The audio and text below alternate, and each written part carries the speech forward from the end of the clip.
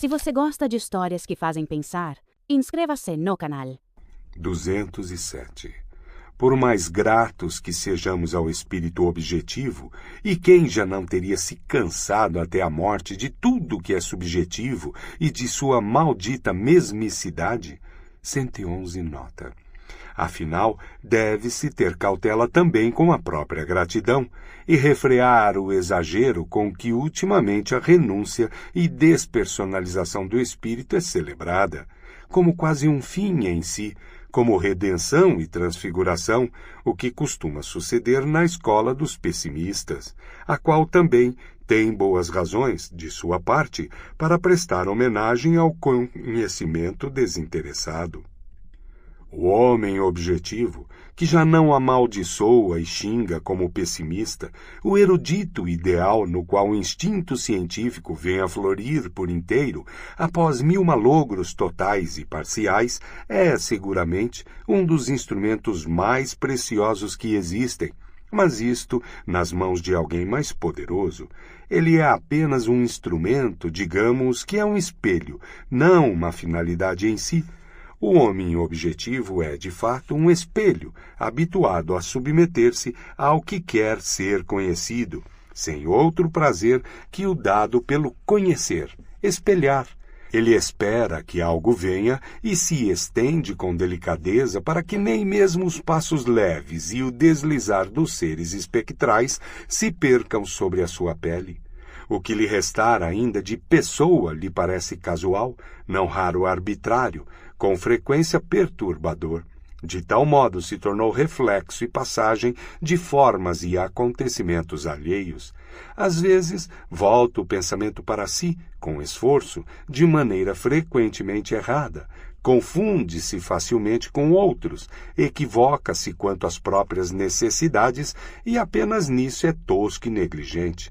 Talvez o atormente a saúde, ou a pequenez e a atmosfera restrita de mulher e amigos, ou a falta de companheiros e companhia. Sim, ele se obriga a refletir sobre seu tormento em vão, pois logo seu passar vagueia para longe, para um caso mais geral, e amanhã ele saberá se ajudar tão pouco quanto hoje. Ele perdeu a seriedade para consigo e também o tempo. Ele é sereno, não por falta de tormentos, mas por falta de dedos para lidar com seus tormentos.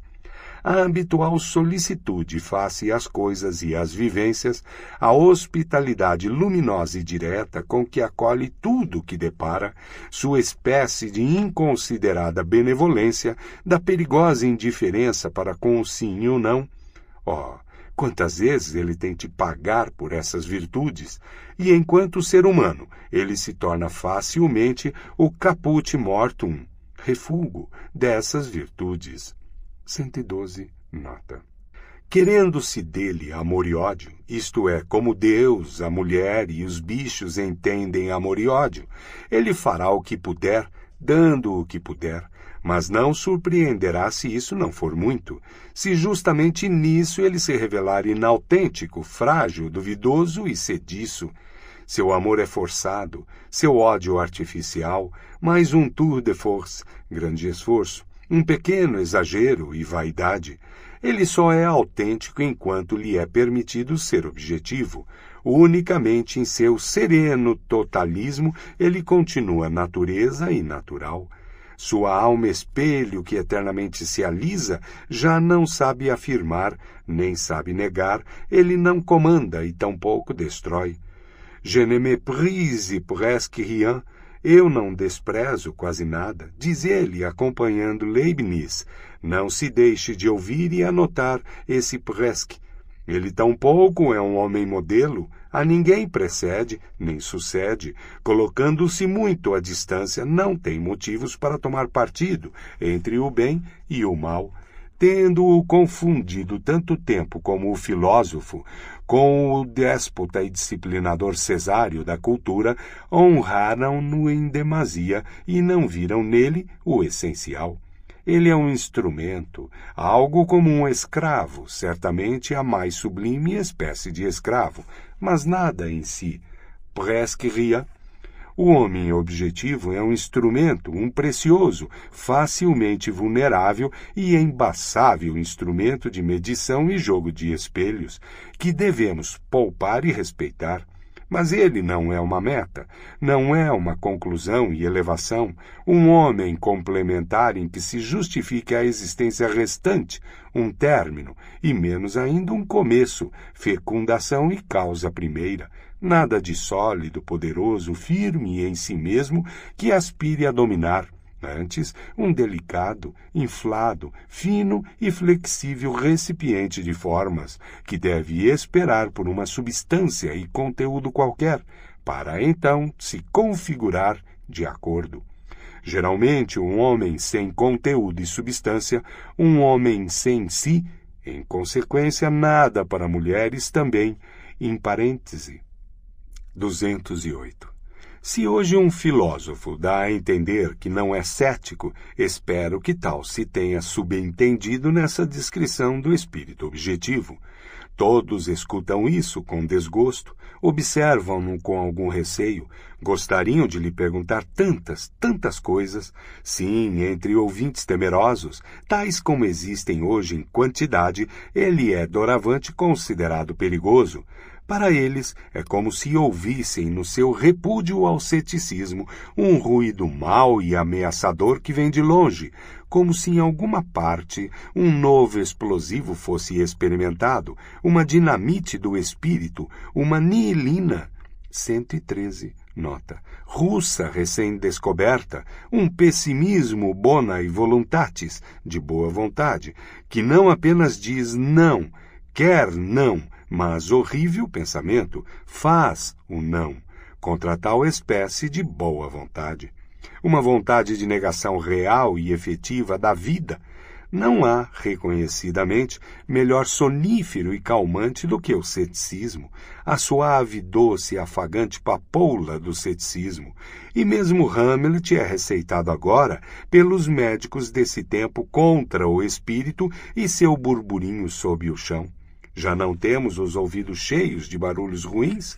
Pergunta o cético como amigo do sossego e uma espécie de agente de segurança. Esse não subterrâneo é terrível. Silêncio, toupeiras pessimistas, pois o cético, essa criatura delicada, apavora-se facilmente. Sua consciência é treinada para estremecer e sentir como que uma mordida face a qualquer não e mesmo a um sim duro e decidido. Sim e não. Isto repugna a sua moral. Inversamente, lhe agrada festejar sua virtude com uma nobre abstinência, ao dizer como Montaigne, por exemplo, que sei eu. Ou como Sócrates, eu sei que nada sei. Ou, aqui não me atrevo, nenhuma porta se abre.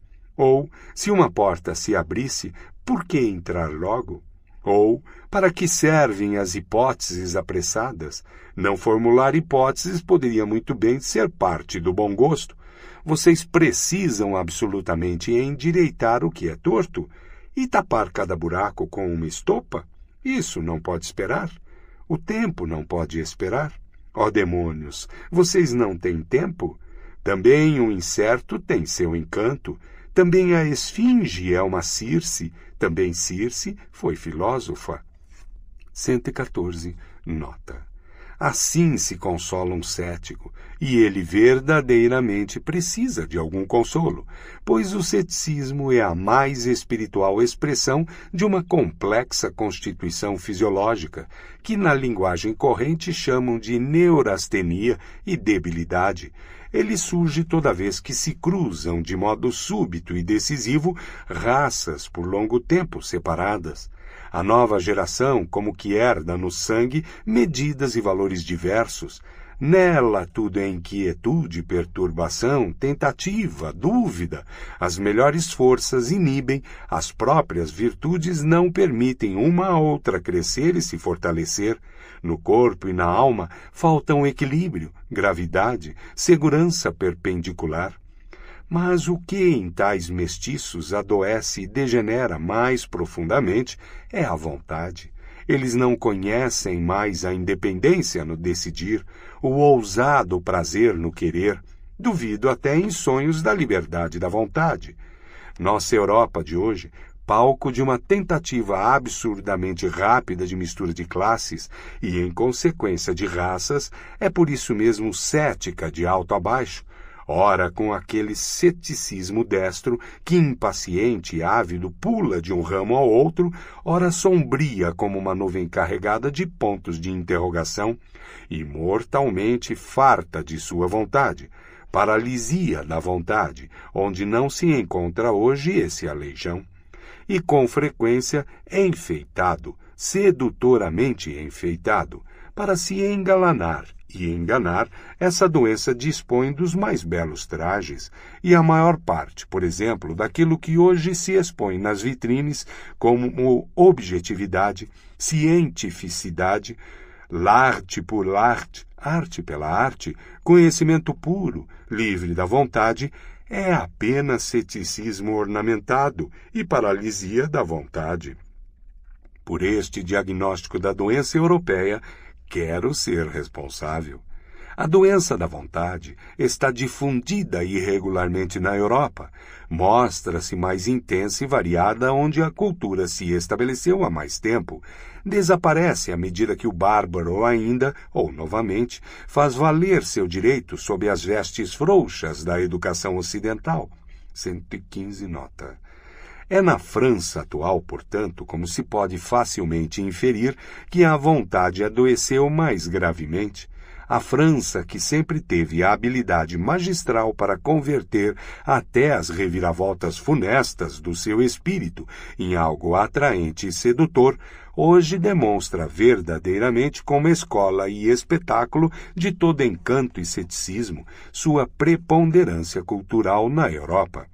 A energia de querer uma vontade por longo tempo, já é um tanto mais forte na Alemanha, e no norte da Alemanha mais que no centro, consideravelmente mais forte na Inglaterra, Espanha e Córcega, ali relacionada à fleuma, aqui a cabeças duras, para não falar da Itália, que é jovem demais para saber o que quer e tem de provar ainda que pode querer, mas é mais forte, mais espantosa nesse imenso império intermediário, onde a Europa como que reflui para a Ásia, na Rússia. Ali a energia de querer está muito recolhida e acumulada. Ali a vontade de afirmação ou de negação, não se sabe, espera ameaçadoramente por sua liberação, para usar um termo querido aos físicos de hoje. Não apenas guerras na Índia e complicações na Ásia deverão ser necessárias para que a Europa se livre do seu maior perigo, mas também convulsões internas, a desintegração do império em pequenas unidades e, sobretudo, a introdução da estupidez parlamentar, incluindo a obrigação de cada um ler seu jornal no café da manhã. Não digo isso como se o desejasse.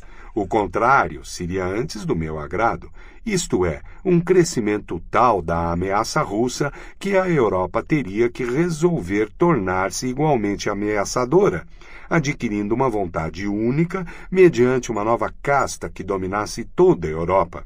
Uma demorada e terrível vontade própria que se propusesse metas por milênios, para que, enfim, terminasse a longa comédia de sua divisão em pequenos estados, e também sua multiplicidade de ambições dinásticas e democráticas. O tempo da pequena política chegou ao fim. Já o próximo século traz a luta pelo domínio da terra, a compulsão à grande política. Até que ponto a nova idade guerreira, em que nós, europeus, obviamente entramos, poderia favorecer também a evolução de uma espécie distinta e mais forte de ceticismo? Acerca disso, quero me expressar no momento através de uma imagem, que os amigos da história alemã compreenderão certamente. Aquele irrefletido entusiasta de granadeiros robustos e belos que, na condição de rei da Prússia, fez surgir um gênio militar e cético, e com isso, afinal, esse novo tipo de alemão que agora ascende vitoriosamente. O extravagante pai de Frederico o Grande possui num ponto a garra e o golpe feliz do gênio, 116 nota. Ele sabia o que faltava então na Alemanha, e que essa falta era bem mais angustiante e urgente do que, digamos, a ausência de educação e de polidez social. Sua aversão ao jovem Frederico vinha da angústia de um instinto profundo.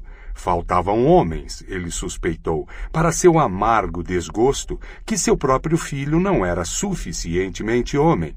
Nisto ele se enganou, mas quem no seu lugar não teria se enganado? Ele viu seu filho render-se ao ateísmo, ao espírito, a prazerosa leviandade dos franceses espirituosos.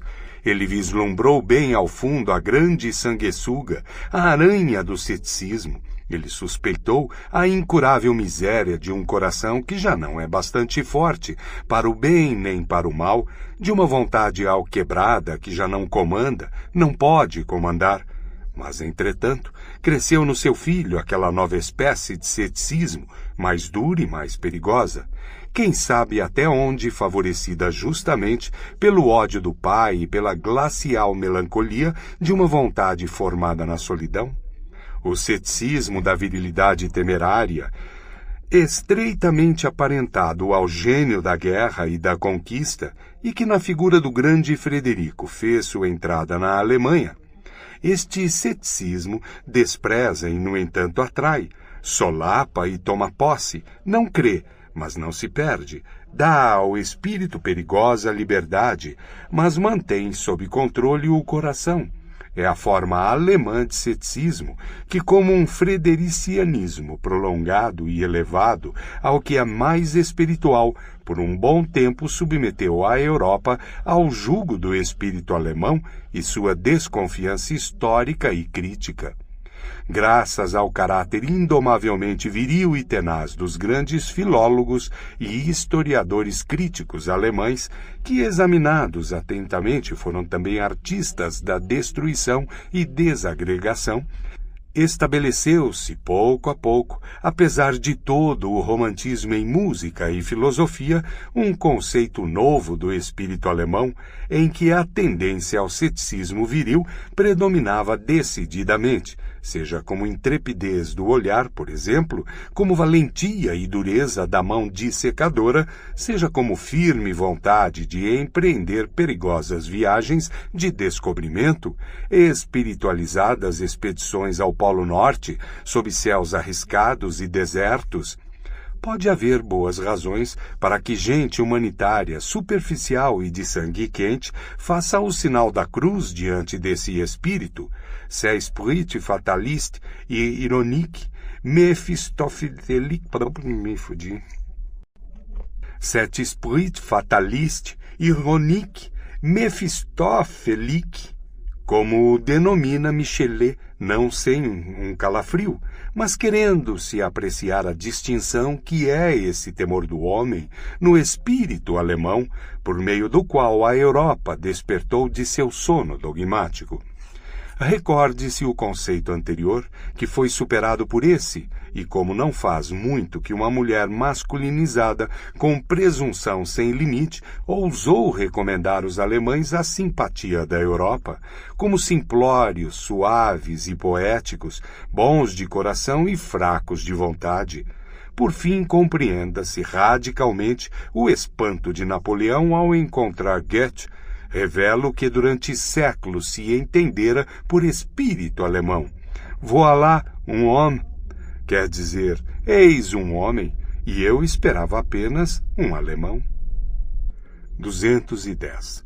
Supondo, pois, que na imagem dos filósofos do futuro algum traço permita imaginar que eles terão de ser céticos no sentido indicado, com isso estaríamos designando algo acerca deles, e não eles mesmos. Com o mesmo direito poderiam se chamar críticos, e sem dúvida serão experimentadores. Através do nome com que ousei batizá-los, já sublinhei claramente a experimentação e o prazer no experimentar. Seria porque, críticos de corpo e alma, eles amam servir-se do experimento num sentido novo, talvez mais amplo, talvez mais perigoso.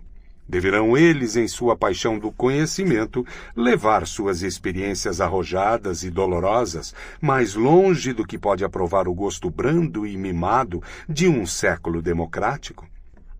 Não há dúvida, esses vindouros não poderão de maneira alguma dispensar as qualidades sérias e nada inofensivas que distinguem o crítico do cético, isto é, a segurança nas medidas de valor, o manejo consciente de uma unidade de método, a coragem alerta, o estar só e responder por si. Sim, eles não negam em si um prazer em dizer não e desmembrar, e uma certa curiosidade refletida que sabe manusear a faca de modo seguro e delicado, ainda que o coração sangre. Serão mais duros, talvez não apenas consigo, do que homens humanos poderiam desejar. Não lidarão com a verdade para que ela lhes agrade, os eleve ou o entusiasme. Pelo contrário, será mínima a sua crença de que justamente a verdade comporte esses prazeres para o sentimento. Eles sorrirão, esses espíritos severos, quando alguém disser, na sua presença, esse pensamento me eleva, como não seria verdadeiro? Ou, essa obra me encanta, como não seria bela? Ou, esse artista me engrandece, como não seria grande?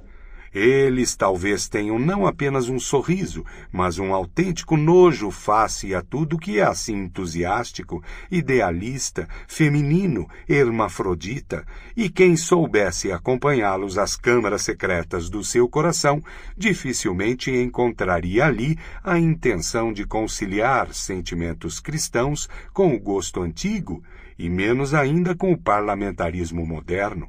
Um tal espírito de conciliação parece ocorrer até entre filósofos, em nosso século tão inseguro e, em consequência, tão conciliador.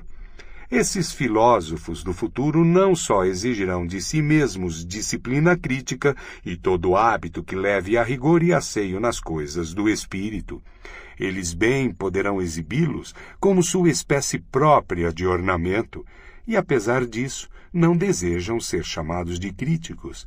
Não lhes parece uma afronta pequena à filosofia que se decrete, como hoje se faz com gosto, a filosofia mesma é crítica, e ciência crítica, e nada mais.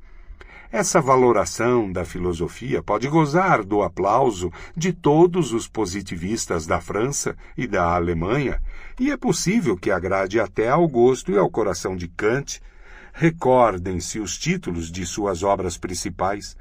Nossos novos filósofos dirão, porém, os críticos são instrumentos dos filósofos, e por isso, por serem instrumentos, estão longe de ser filósofos. Também o grande chinês de Königsberg foi apenas um grande crítico. 211. Insisto em que finalmente se deixe de confundir com filósofos os trabalhadores filosóficos e, sobretudo, os homens de ciência, em que precisamente aqui se dê a cada um o seu, e não demasiado a uns e muito pouco a outros. Talvez seja indispensável na formação de um verdadeiro filósofo ter passado algumas vezes pelo estágio em que permanecem, em que têm de permanecer os seus servidores, os trabalhadores filosóficos. Talvez ele próprio tenha que ter sido crítico, cético, dogmático e historiador, e, além disso, poeta, colecionador, viajante, decifrador de enigmas, moralista, vidente, livre pensador. 119, nota. E praticamente tudo para cruzar todo o âmbito dos valores e sentimentos de valor humano, e poder observá-lo com muitos olhos e consciências, desde a altura até a distância, da profundeza à altura, de um canto qualquer à amplidão. Mas tudo isso são apenas pré-condições de sua tarefa. Ela mesma requer algo mais. Ela exige que ele crie valores. Os trabalhadores filosóficos formados segundo o nobre modelo de Kant e Hegel têm de estabelecer e colocar em fórmulas, seja no reino do lógico, do político, moral ou do artístico, algum vasto corpo de valores, isto é, anteriores determinações. 120, nota. criações de valores que se tornaram dominantes e por um tempo foram denominadas verdades. A esses pesquisadores compete tornar visível, apreensível, pensável, manuseável tudo até hoje acontecido e avaliado, abreviar tudo o que é longo, o tempo mesmo, e subjugar o passado inteiro. Imensa e maravilhosa tarefa a serviço da qual todo o orgulho sutil, toda a vontade tenaz pode encontrar satisfação. Mas os autênticos filósofos são comandantes e legisladores. Eles dizem, assim deve ser. Eles determinam o para onde e para quê do ser humano, e nisso tem a seu dispor o trabalho prévio de todos os trabalhadores filosóficos, de todos os subjugadores do passado. Estendem a mão criadora para o futuro, e tudo o que é e foi torna-se para eles um meio, um instrumento, um martelo. Seu conhecer é criar, seu criar é legislar, sua vontade de verdade é vontade de poder. Existem hoje tais filósofos? Já existiram tais filósofos? Não tem que existir tais filósofos? 212. Cada vez mais quer me parecer que o filósofo, sendo por necessidade um homem do amanhã e do depois de amanhã, sempre se achou e teve de se achar em contradição com o seu hoje. Seu inimigo sempre foi o ideal de hoje.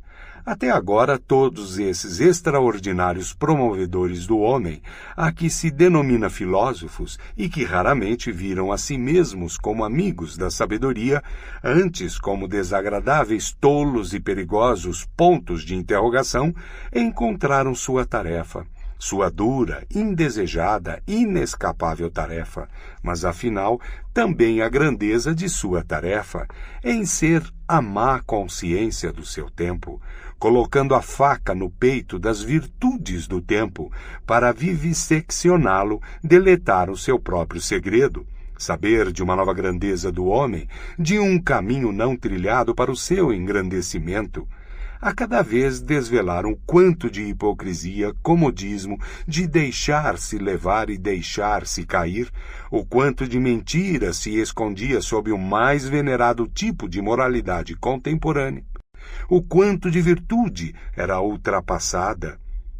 A cada vez eles disseram, temos que ir ali, além, onde vocês, hoje, menos se sentem em casa. Face a um mundo de ideias modernas que gostaria de confinar cada um num canto e numa especialidade, um filósofo, se hoje pudesse haver filósofos, seria obrigado a situar a grandeza do homem, a noção de grandeza, precisamente em sua vastidão e multiformidade, em sua inteireza na diversidade. Ele determinaria inclusive o valor e o grau, conforme quanto e quantas coisas um indivíduo pudesse aguentar e aceitar, conforme até onde pudesse estender sua responsabilidade. Hoje, o gosto e a virtude do tempo enfraquecem e diluem a vontade. Nada é tão atual como a fraqueza da vontade. Em consequência, no ideal do filósofo devem ser incluídas na noção de grandeza justamente a força da vontade, a dureza e a capacidade para decisões largas, com a mesma justificativa com que a doutrina inversa e o ideal de uma humanidade simplória 121 nota. Abnegada, humilde e desinteressada se adequavam a uma época inversa, uma tal que, como o século XVI, sofresse da sua energia de vontade acumulada e das selvagens marés e cheias do egoísmo.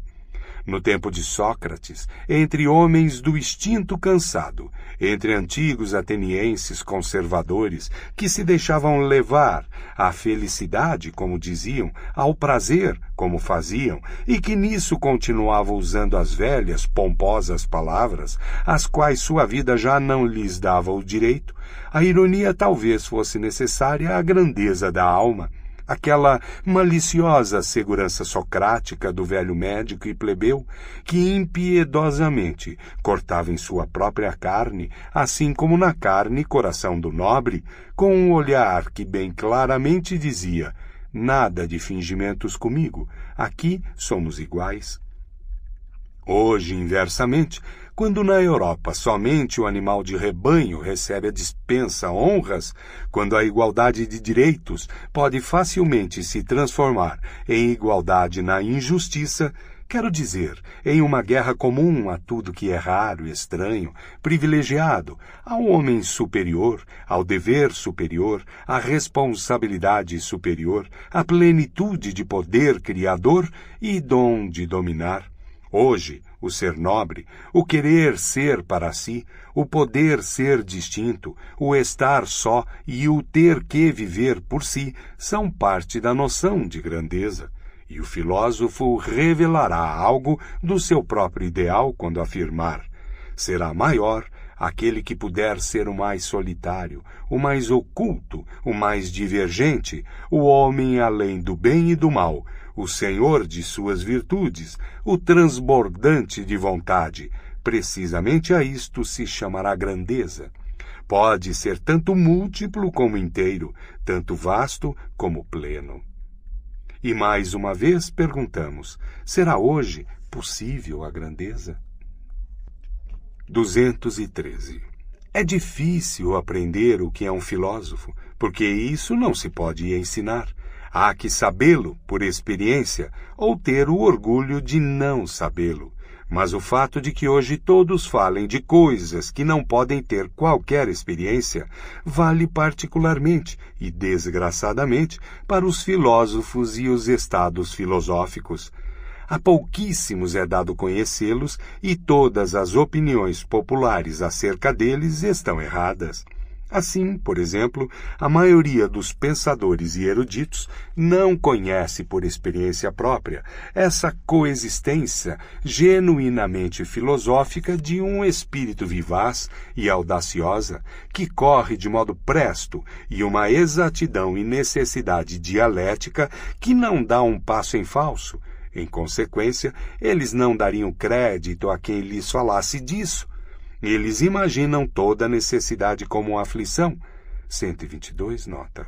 Como penoso ter-se de seguir e ser coagido, e o pensar mesmo tem como algo lento, hesitante, quase uma fadiga, e com frequência digno do suor dos nobres, mas não absolutamente como algo leve, divino e intimamente aparentado à dança e à exuberância.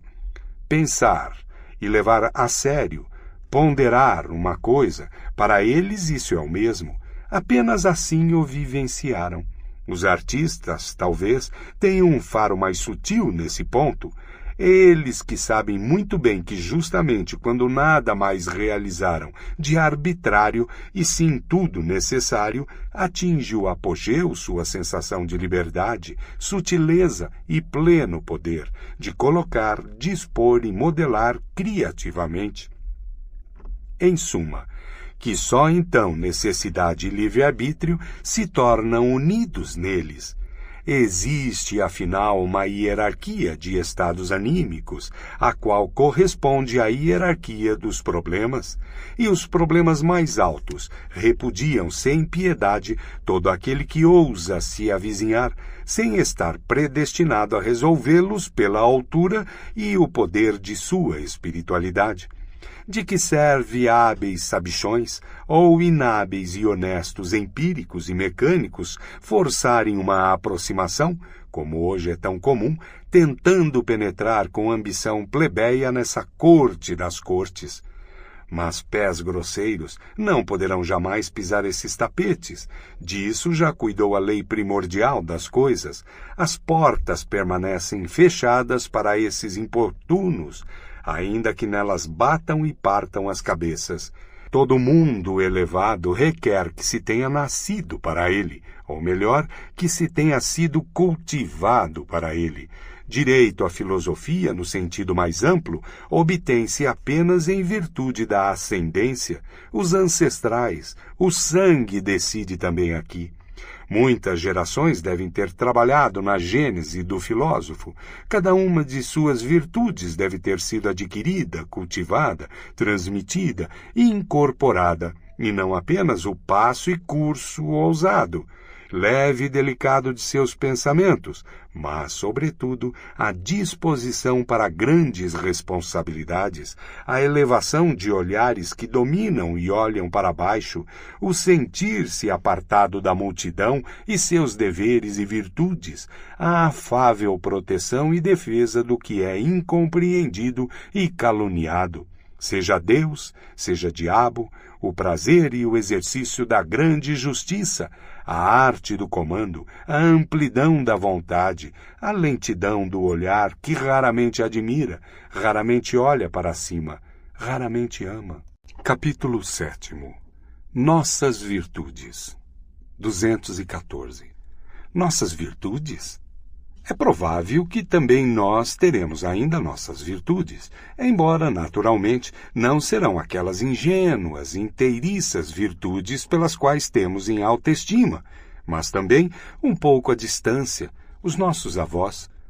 Nós, europeus de amanhã, nós, primogênitos do século XX, com toda a nossa perigosa curiosidade, nossa multiplicidade e arte do travestimento, nossa branda e como que adocicada crueldade de espírito e de sentidos, teremos, presumivelmente, se tivermos virtudes, apenas aquelas que aprenderem a se harmonizar com os nossos mais íntimos e autênticos pendores, com as nossas mais ardentes necessidades.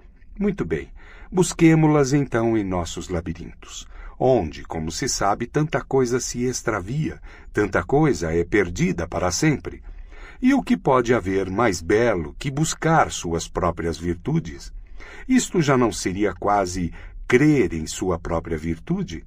Mas esse crer em sua virtude não é, afinal, o mesmo que outrora se chamava boa consciência, aquela venerável, longa trança conceitual que nossos avós prendiam atrás na cabeça e muitas vezes também no entendimento?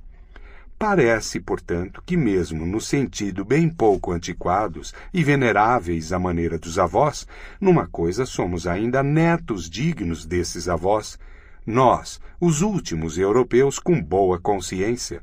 Também nós usamos aquela trança. Ah, se vocês soubessem com que rapidez isso mudará. 215. Assim como no reino das estrelas são às vezes 2 sóis que determinam a órbita de um planeta, em alguns casos há sóis de cor diversa que iluminam um só planeta, ora com luz vermelha, ora com luz verde, logo irradiando simultaneamente e inundando de luz multicolor. Assim também nós, homens modernos, graças à complicada mecânica de nosso firmamento, somos determinados por morais diversas. Nossas ações brilham alternadamente em cores distintas, raras vezes são inequívocas e, com frequência, realizamos ações furta-cor. 216. Amar seus inimigos? Creio que isso foi aprendido, ocorre hoje de 1000 maneiras, em grande e pequena escala. Sim, por vezes o mais elevado e mais sublime acontece. Aprendemos a desprezar quando amamos, e justamente quando amamos melhor. Mas tudo isso inconscientemente, sem barulho, sem pompa, com aquele pudor e ocultamento da bondade que proíbe a palavra solene e a expressão virtuosa. Moral como atitude, vai de encontro ao nosso gosto atualmente. Isso é também um progresso, como foi progresso para nossos pais quando a religião como atitude lhes contrariou enfim o gosto, no que se incluiu a hostilidade e a amargura voltairiana frente à religião, e tudo o que então era próprio da linguagem de gestos dos livres pensadores. É a música de nossa consciência, a dança de nosso espírito, com que não podemos afinar as litanias puritanas, as prédicas morais e o filistinismo. 217. Cautela com os que dão grande valor a que se confie no seu tato moral, na sutileza de sua discriminação moral. Não nos perdoam jamais quando se equivocam em nossa presença ou a nosso respeito. Inevitavelmente se tornarão nossos caluniadores e detratores instintivos, mesmo se continuam nossos amigos. Bem-aventurados os que esquecem, pois darão conta também de suas tolices. 218. Os psicólogos da França, e em que outro lugar existem hoje psicólogos, ainda saboreiam o prazer amargo e múltiplo que tem na bêtise bourgeoise, estupidez burguesa, como se basta com isso já revelam algo. Flaubert, por exemplo, o honrado cidadão de Rouen, afinal enxergou, ouviu, experimentou apenas isso. Era a sua forma de autotortura e refinada crueldade. Agora sugiro como mudança, pois já começa a enfastiar, um outro objeto de deleite, a inconsciente astúcia com que os bons, gordos, honestos espíritos da mediocridade, 123 nota, se comportam face a espíritos elevados e a sua tarefa, aquela sutil, intricada astúcia jesuítica, 1000 vezes mais sutil que o gosto e entendimento dessa classe média em seus melhores momentos, mais até que o entendimento de suas vítimas, para renovada demonstração de que o instinto é a mais inteligente das espécies de inteligência até agora descobertas. Em suma, procurem estudar psicólogos, a filosofia da regra em luta com a exceção. Aí vocês têm um espetáculo bom para os deuses e para a malícia divina. Ou ainda mais claramente, vivisseccionem o homem bom, o homo bonae voluntatis, homem de boa vontade, vocês mesmos. 219. Julgar e condenar moralmente é a forma favorita de os espiritualmente limitados se vingarem daqueles que o são menos, e também uma espécie de compensação por terem sido descurados pela natureza. E, por fim, uma oportunidade de adquirirem espírito e se tornarem sutis. A malícia a espiritualiza. No fundo do coração lhes faz bem que haja um critério segundo o qual mesmo os homens acumulados de bens e privilégios do espírito se igualem a eles, lutam pela igualdade de todos perante Deus e, para isso, precisam crer em Deus. Entre eles se acham os mais vigorosos adversários do ateísmo. Quem lhes dissesse que não há comparação entre uma superior espiritualidade e qualquer honradez e respeitabilidade de um homem apenas moral, faria com que ficassem furiosos. Eu tratarei de não dizê-lo. Pretendo, isto sim, lisonjeá-los com minha tese de que uma superior espiritualidade existe apenas como rebento final de qualidades morais, que é uma síntese de todos aqueles estados atribuídos ao homem apenas moral, após terem sido adquiridos isoladamente através de longa disciplina e exercício, e talvez por cadeias de gerações que a superior espiritualidade é justamente a espiritualização da justiça e daquele rigor bondoso que se sabe encarregado de manter no mundo a hierarquia entre as coisas mesmas e não só entre os homens. 220. Agora que é tão popular o elogio do desinteressado, 124 nota, deve-se tomar consciência, não sem algum perigo, do que realmente interessa o povo e das coisas que preocupam de modo essencial e profundo o homem comum, incluindo os homens cultos, também os eruditos e, se não me engano de todo, talvez até mesmo os filósofos.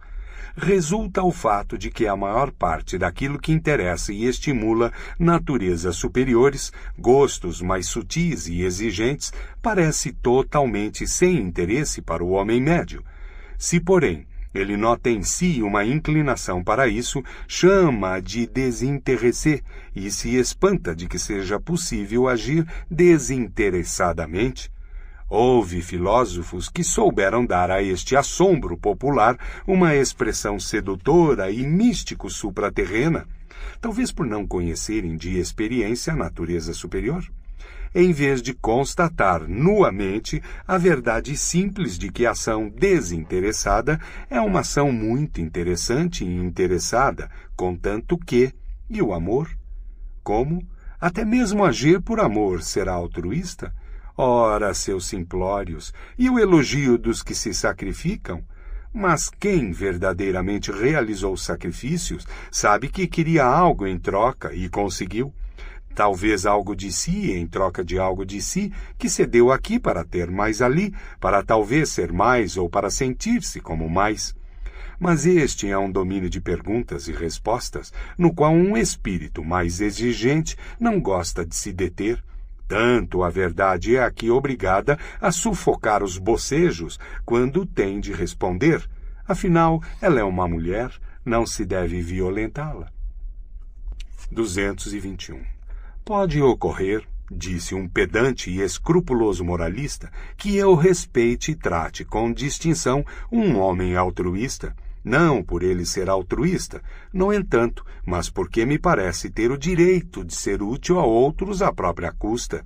Em suma, a questão é sempre quem é ele e quem é aquele. Num homem feito e destinado ao comando, por exemplo, a abnegação e retraimento modesto não seriam virtude, mas um desperdício de virtude. Assim me quer parecer. Toda moral não egoísta, que se toma por absoluta e se dirige a todo e qualquer um, não peca somente contra o gosto. É uma instigação a pecados de omissão, uma sedução mais sob a máscara da filantropia, e, precisamente, uma sedução e injúria para os mais elevados, mais raros e privilegiados. É preciso forçar as morais a inclinar-se antes de tudo à frente à hierarquia.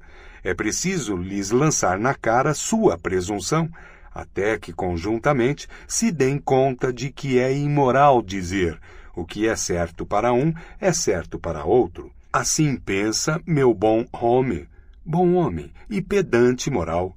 Não mereceria, talvez, nossas risadas, exortando assim as morais à moralidade? Mas não se deve ter razão demais. Quando se quer ter os que riem do seu lado, um pouco de falta de razão faz parte, inclusive, do bom gosto. 222. Onde atualmente for pregada a compaixão, e escutando-se bem, agora não se prega mais outra religião, o psicólogo deve abrir, você tá de sacanagem. O psicólogo deve abrir bem os ouvidos, em meio a toda a vaidade, a todo o ruído que é característico desses pregadores, como de todos os pregadores. Ele poderá ouvir um áspero, queixoso, genuíno tom de alto desprezo. Este é parte do ensombrecimento e enfeamento da Europa, que há um século não faz senão crescer, e cujos primeiros sintomas vêm consignados numa refletida carta de Galliani a Madame Epinay, se não for mesmo a sua causa. O homem das ideias modernas, esse orgulhoso símio, está desmedidamente insatisfeito consigo, e isto é um fato. Ele sofre, padece, mas para sua vaidade apenas compadece. 125, nota. 223. O mestiço europeu, um plebeu razoavelmente feio, afinal de contas, precisa absolutamente de um traje de fantasia. Ele tem necessidade da história como um depósito de fantasias. 126, nota.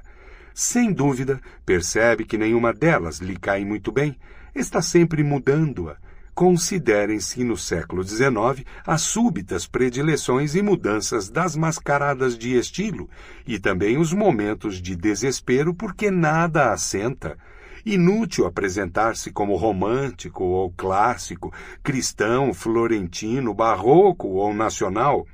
In moribus e artibus, nos costumes e nas artes. Não cai. Mas o espírito, em especial o espírito histórico, divisa também uma vantagem nesse desespero.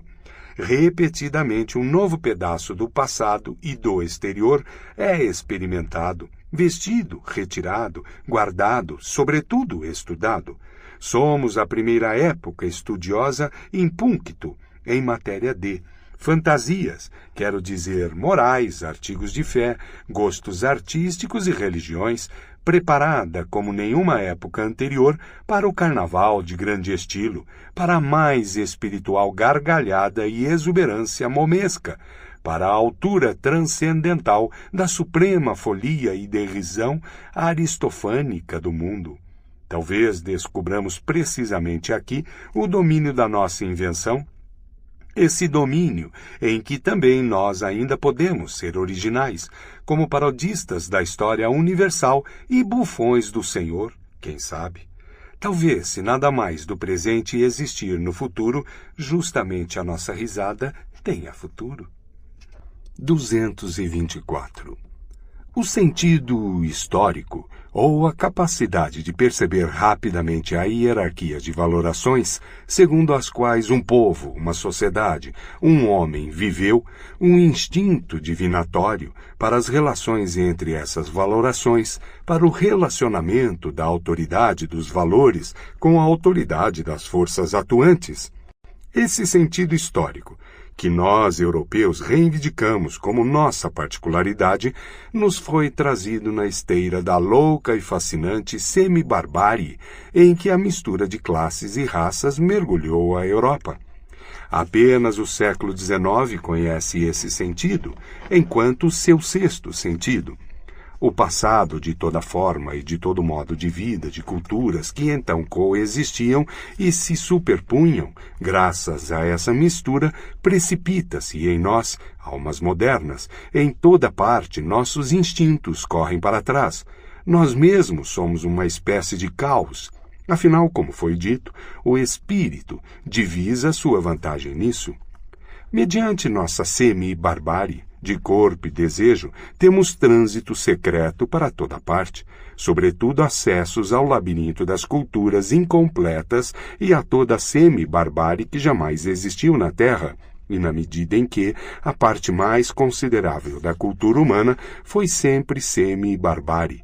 Sentido histórico significa quase que sentido e instinto para tudo, gosto e língua, para tudo, no que logo se revela o seu caráter não nobre.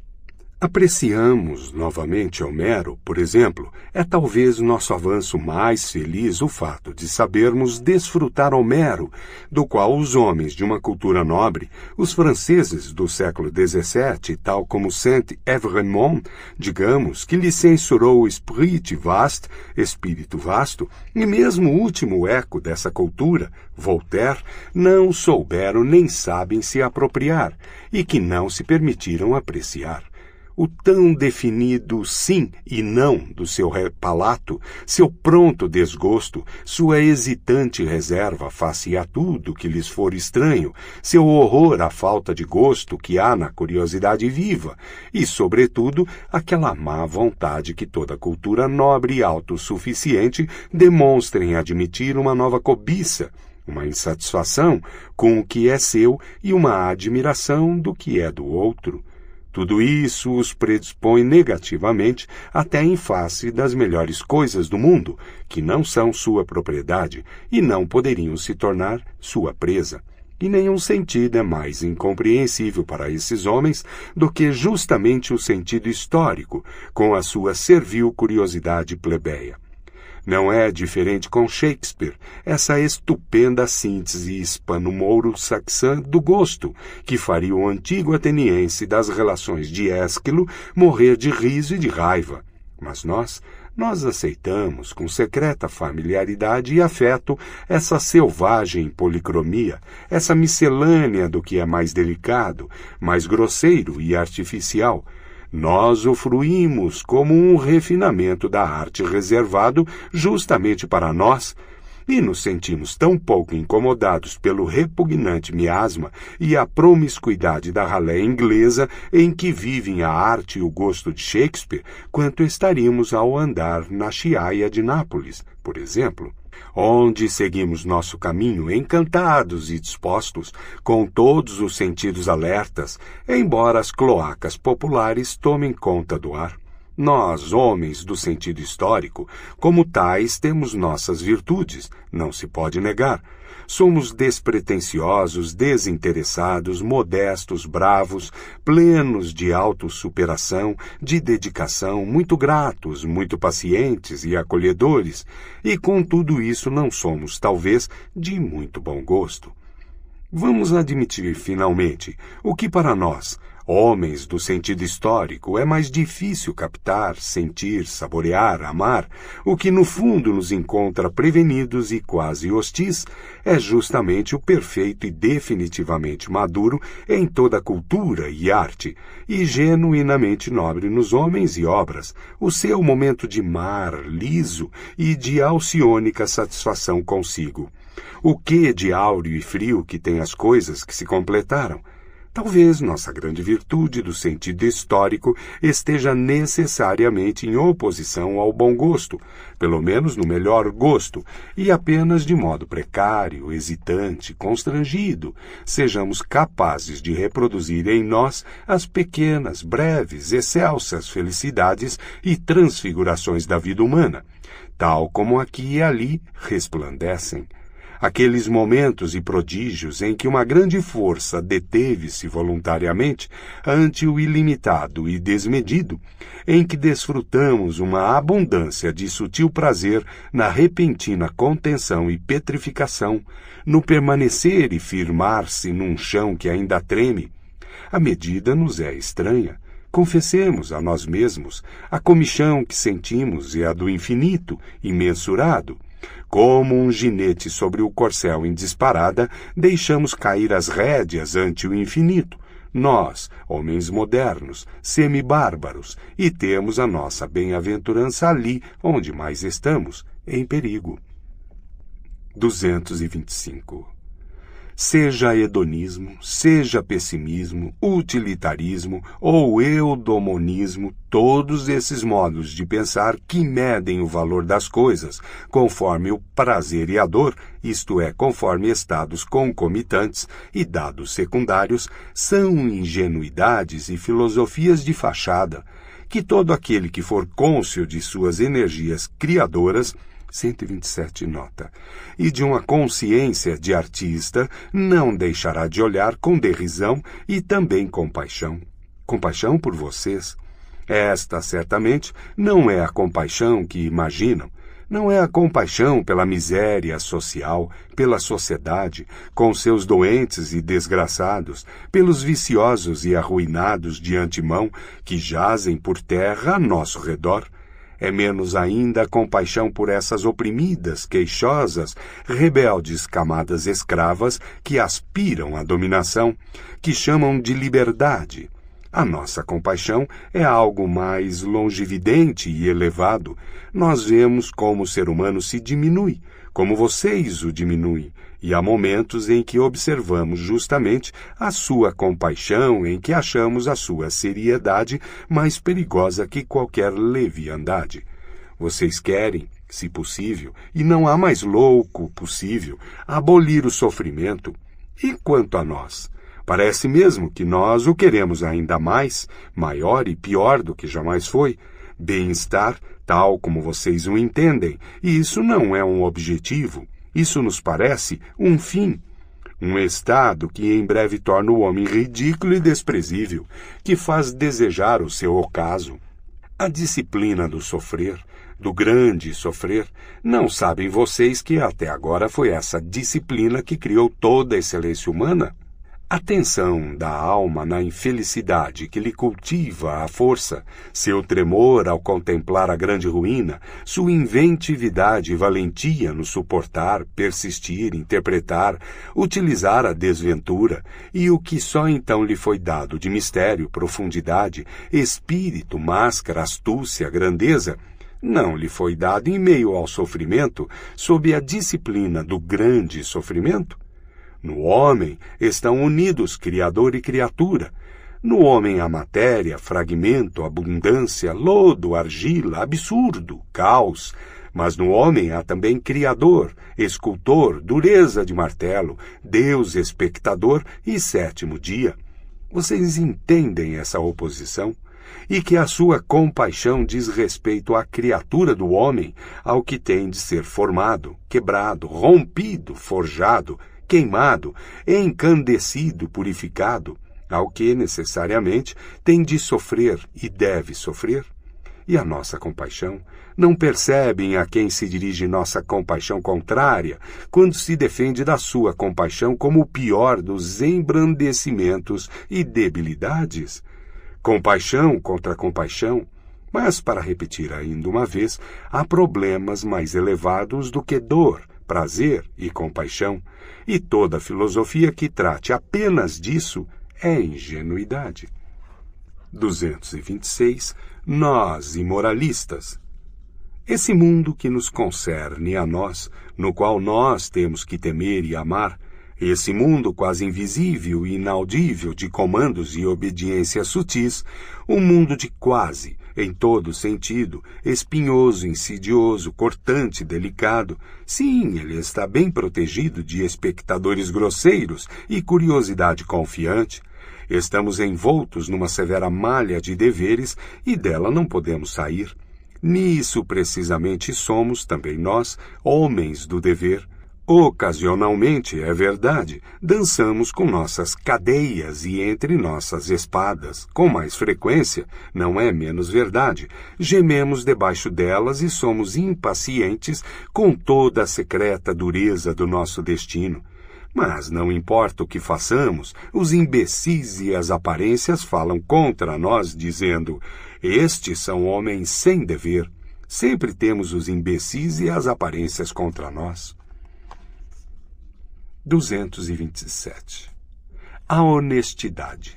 Supondo que esta seja a nossa virtude, da qual não podemos escapar, nós, espíritos livres, bem então vamos esmerá-la com toda malícia e amor, e não cansar de nos perfeccionarmos em nossa virtude, a única que nos resta, que o seu brilho possa um dia pairar como uma dourada, azul, sarcástica luz de entardecer, sobre essa cultura minguante e sua seriedade opaca e sombria. E se, no entanto, nossa honestidade vier a se cansar e suspirar e esmorecer e nos achar duros demais, desejando vida melhor, mais fácil e gentil, como um vício agradável, permaneçamos duros, nós, os últimos estoicos, e enviemos em sua ajuda o que possuímos em nós de demoníaco, nosso nojo ao que é grosseiro e aproximado, nosso nitimur invetitum, lançamo-nos ao proibido. 128 nota. Nosso ânimo de aventura, nossa curiosidade aguda e requintada, nossa mais sutil, mais encoberta, mais espiritual vontade de poder e superação do mundo que adeja e anseia. 129 nota. Cobiçosa pelos reinos do futuro. Ajudemos ao nosso Deus com todos os nossos demônios. É provável que por isso sejamos incompreendidos e confundidos. Que importa? Sua honestidade é seu demonismo e nada mais, dirão. Mas que importa? E mesmo que tivessem razão, todos os deuses até aqui não foram demônios rebatizados e santificados? E o que sabemos de nós, afinal? Como quer chamar-se o espírito que nos guia? É uma questão de nomes. Quantos espíritos abrigamos? Nossa honestidade, nós, espíritos livres, cuidemos para que não se torne nossa vaidade, nosso adereço e arabesco, nosso limite, nossa estupidez. Toda virtude tende à estupidez, toda estupidez à virtude, estúpido até à santidade, dizem na Rússia. Cuidemos de que por honestidade não nos tornemos santos e enfadonhos. A vida não é curta demais para nela ainda se enfadar. Seria preciso acreditar na vida eterna. 228.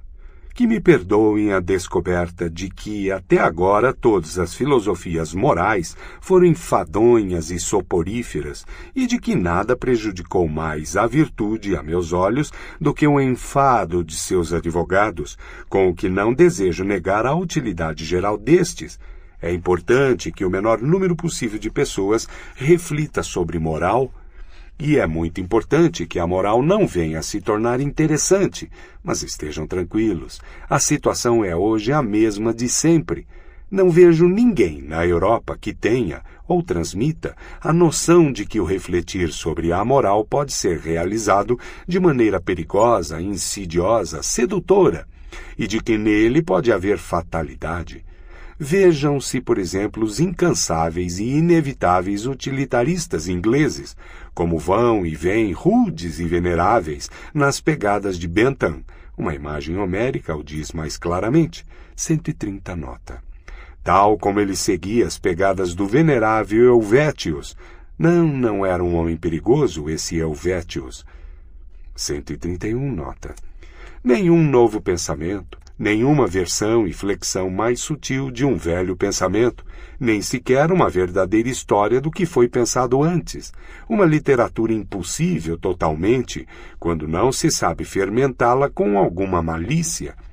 Pois também nesses moralistas, que devem ser lidos com segundas intenções, caso devam ser lidos, insinuou-se aquele velho vício inglês chamado cant, linguagem artificial, que é uma tartufice moral, dessa vez oculta sob a forma da cientificidade. Também não falta uma secreta luta com remorsos da consciência, de que é natural que sofra uma raça de ex-puritanos, por mais que se ocupe cientificamente da moral.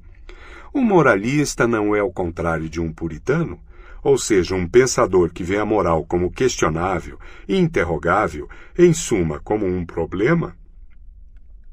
O moralizar não seria imoral? Afinal de contas, todos eles querem que se dê razão à moralidade inglesa, na medida em que, justamente com ela, é servida melhor a humanidade, ou o benefício geral, a felicidade da maioria. Não, a felicidade da Inglaterra. Eles querem provar a si mesmos, com todas as forças, que aspirar à felicidade inglesa quer dizer a conforto, e fashion, estilo, e objetivo supremo, um lugar no parlamento, é também o caminho reto para a virtude. Mais ainda, que toda virtude até hoje havida no mundo consistiu precisamente em tal aspiração. Nenhum desses graves animais de rebanho, de consciência agitada, que propõem defender a causa do egoísmo como causa do bem-estar geral, quer saber e sentir que o bem-estar geral não é um ideal, uma meta, uma noção talvez apreensível, mas apenas um vomitório, que o que é justo para um não pode absolutamente ser justo para outro, que a exigência de uma moral para todos é nociva precisamente para os homens elevados, em suma, que existe uma hierarquia entre homem e homem e, em consequência, entre moral e moral. São uma espécie de gente modesta e fundamentalmente medíocre, esses ingleses utilitaristas, e, como já disse, na medida em que são enfadonhos, não podemos estimar suficientemente a sua utilidade. Devem ser, inclusive, encorajados, como foi tentado em alguma medida, com os versos seguintes. Salve, bravos carregadores! Mais longo o trabalho, maiores favores, sem ânimo a vontade de sorrir, sempre duros de cabeça e braço, de originalidade nenhum traço. Sans génie et sans esprit. 132 nota. 229.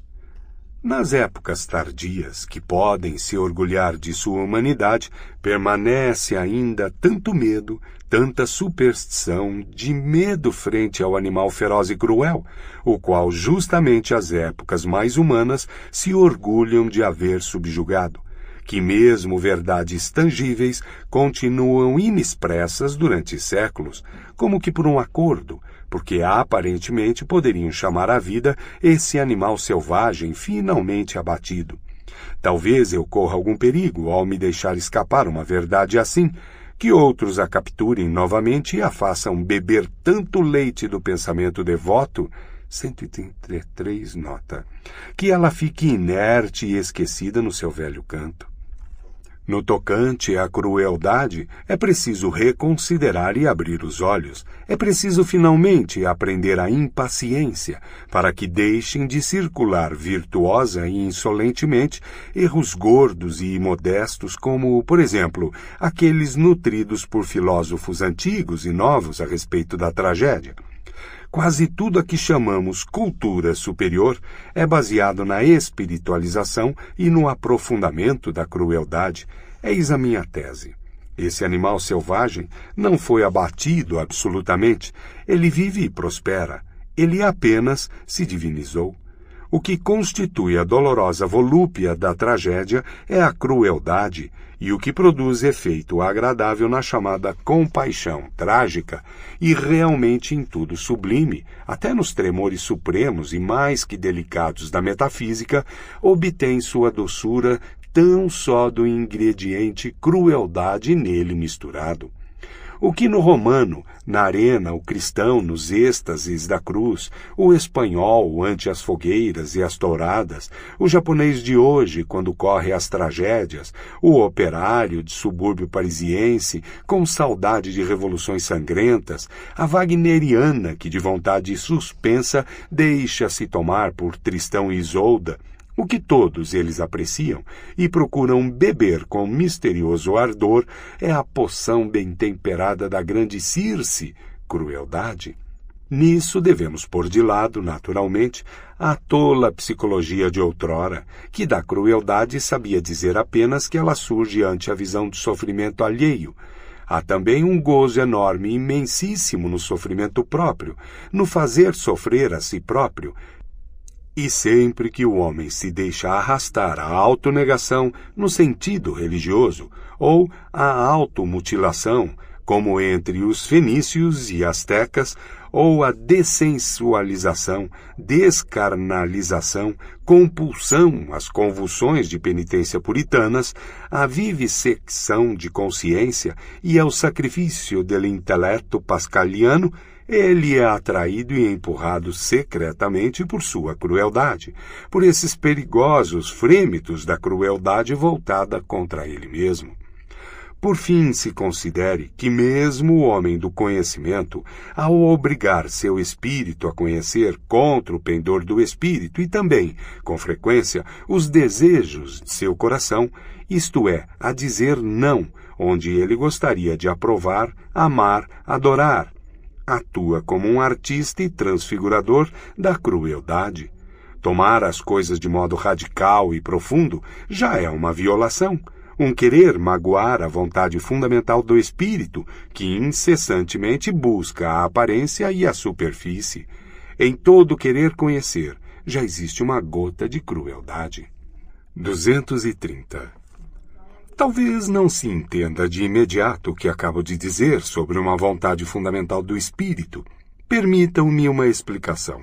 Esse imperioso algo, a que o povo chama espírito, quer ser e quer se sentir senhor, dentro e em torno de si. Tem a vontade de conduzir da multiplicidade à simplicidade, uma vontade restritiva, conjuntiva, sequiosa de domínio e realmente dominadora. Suas necessidades e faculdades são aqui as mesmas que os fisiólogos apresentam para tudo que vive, cresce e se multiplica. A força que tem o espírito de apropriar-se do que lhe é estranho manifesta-se num forte pendor a assimilar o novo ao antigo, a simplificar o complexo, a rejeitar ou ignorar o inteiramente contraditório. Do mesmo modo, ele arbitrariamente sublinha, destaca e ajeita para si determinados traços e linhas do que lhe é estranho, de cada fragmento de mundo exterior. Assim fazendo, sua intenção é incorporar novas experiências, enquadrar novas coisas em velhas divisões. É o crescimento, portanto, mais exatamente, a sensação de crescimento, a sensação de força aumentada. A serviço dessa mesma vontade se acha também um impulso aparentemente oposto do espírito, uma brusca decisão de não saber, de encerrar-se voluntariamente, um fechamento das janelas, um dizer não interiormente a essa ou aquela coisa, um não deixar que algo se aproxime, um estado defensivo ante muita coisa conhecível, uma satisfação com o obscuro, com o horizonte que se fecha, um acolhimento e aprovação da insciência. Tudo isso necessário conforme o grau de sua força apropriadora, de sua força digestiva, usando uma imagem, e realmente o espírito se assemelha mais que tudo a um estômago. A isto se relaciona, de igual maneira, a ocasional vontade de o espírito se deixar iludir, talvez pressentindo travessamente que as coisas não são assim, de que apenas se convenciona que sejam assim, um gosto na incerteza e ambiguidade, um jubiloso fruir da arbitrária estreiteza e discrição de um canto, do extremamente próximo, da fachada, do que é ampliado, diminuído, deslocado, embelezado, uma fruição da arbitrariedade dessas expressões de poder. Por fim, também é parte disso a problemática disposição do espírito para iludir outros espíritos e disfarçar-se diante deles, o ímpeto e pressão permanente de uma força criadora, modeladora, mutável. Nisso o espírito frui a astúcia e diversidade de suas máscaras. Frui também o sentimento de sua certeza, justamente por suas artes de Proteu.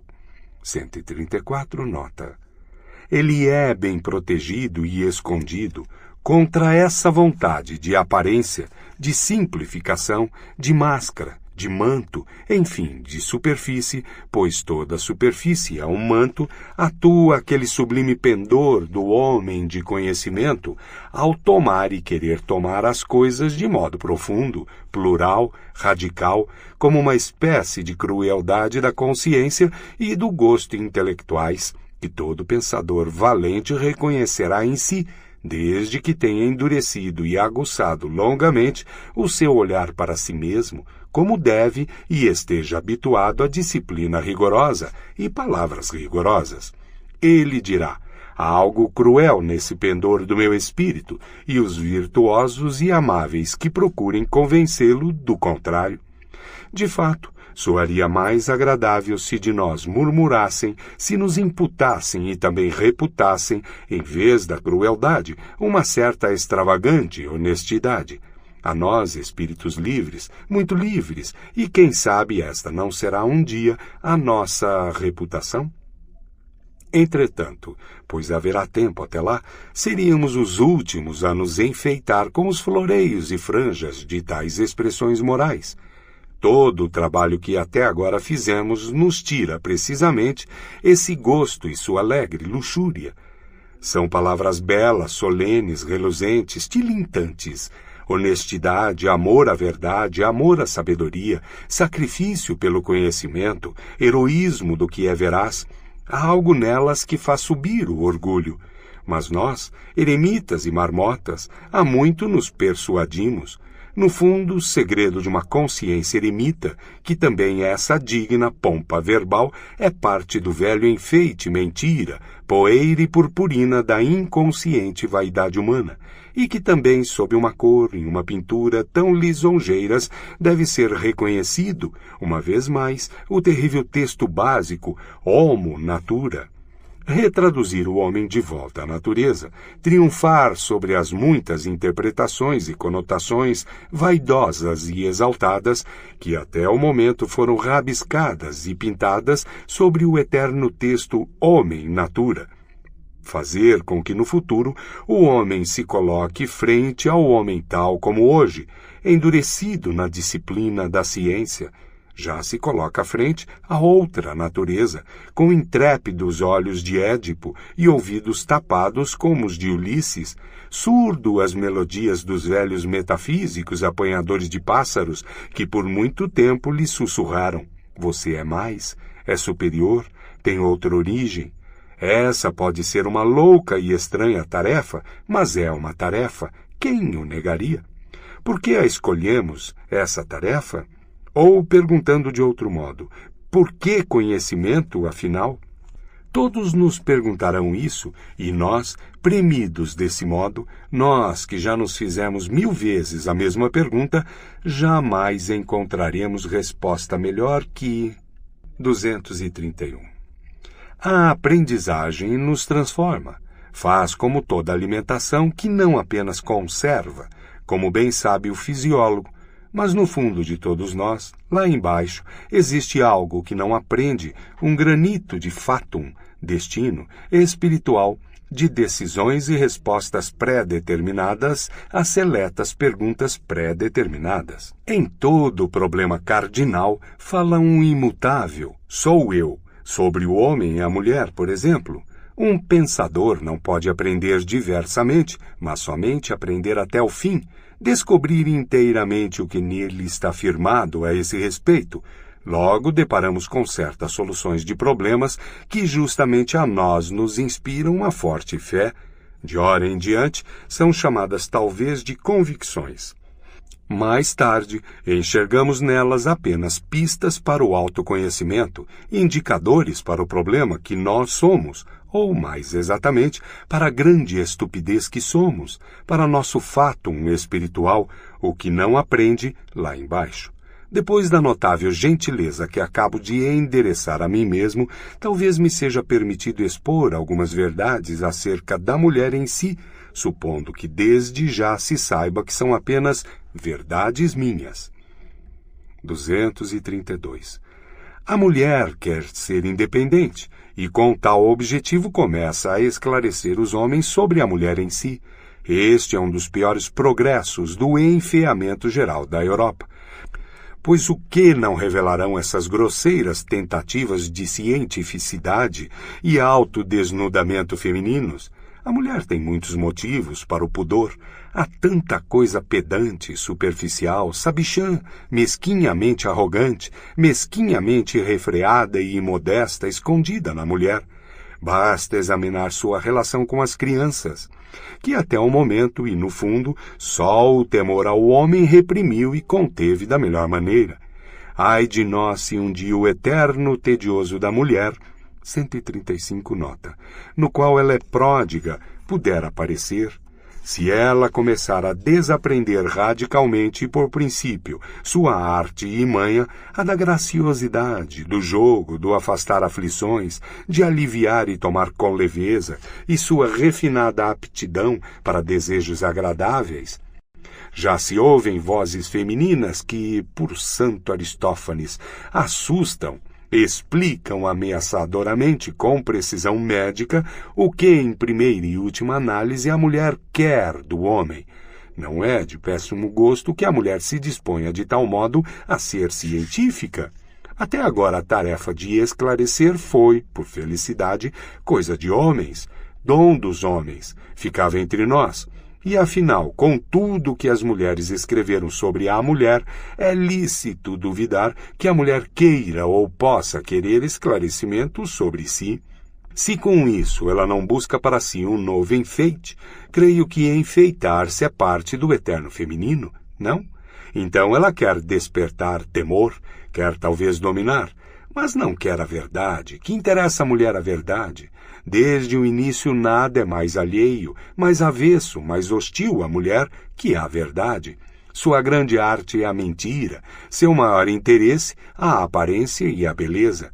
Vamos confessá-lo, nós homens, nós festejamos e amamos precisamente essa arte e esse instinto na mulher.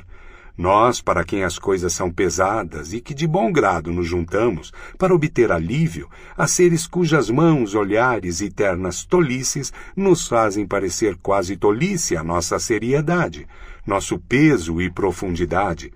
Afinal, coloco a pergunta: alguma mulher já reconheceu profundidade a uma cabeça de mulher, justiça a um coração de mulher?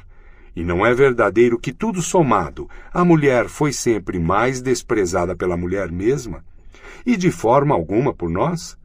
Nós, homens, desejamos que a mulher não continue a se comprometer através do esclarecer, assim como foi cuidado e atenção masculina para com a mulher que a Igreja decretasse mulietaceat in ecclesia, que a mulher se cale na Igreja. Foi em proveito da mulher que Napoleão deu a entender à excessivamente loquaz Madame de Staël: Mulietatis in politicis, a mulher se cale na política. E penso que é um verdadeiro amigo das mulheres quem hoje lhes diz: mulher taceat de mulher, a mulher se cala a ser.